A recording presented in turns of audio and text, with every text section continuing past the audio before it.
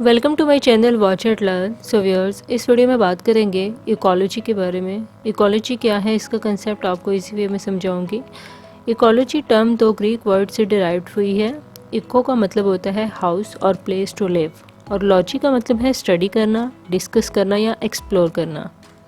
Ecology में basically हम organisms की स्टडी करते हैं कि इनका होम यानी इनका जो नेटिव इन्वायरमेंट है वो कैसा है, यानी तमाम जानदार चीज़ों को उनके नेचर या इन्वायरमेंट में जाकर स्टडी करना इकोलॉजी कहलाता है। और इसको फर्स्ट इंट्रोड्यूस करवाया गया था 1868 में रेटर ने, और इसकी डेफिनेशन को डिफरेंट साइंटिस्ट ने डिफरेंट वे से एक्सप्लेन किया है।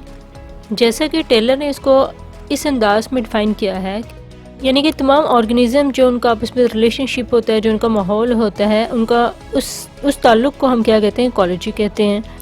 और कुछ साइंटिस्ट की नज़र में इकोलॉजी स्टडी है तमाम लिविंग और नॉन लिविंग ऑर्गेनिजम्स की, कि वो किस माहौल में सर्वाइव कर रहे हैं और उनका आपस में रिलेशन कैसा है। सो अगर हिस्टोरिकली इसको देखा जाए तो डिफरेंट साइंटिस्ट ने डिफरेंट ओपिनियन दी है इस हवाले से। 1976 में चार्ल्स साउथविक ने इकोलॉजी की डेफिनेशन कुछ इस तरह से बयान की कि इकोलॉजी एक साइंटिफिक स्टडी है जिनमें हम तमाम जानदारों को दूसरे जानदारों के साथ जो रिलेशन है, जो ताल्लुक़ है, और इसके अलावा जो उनका माहौल है उसके साथ जो माहौल का रिलेशन है उसको हम स्टडी करते हैं।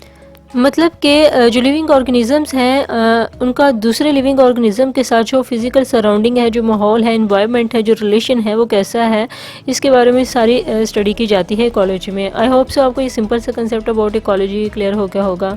For more informative and latest video kindly subscribe my channel. Thank you.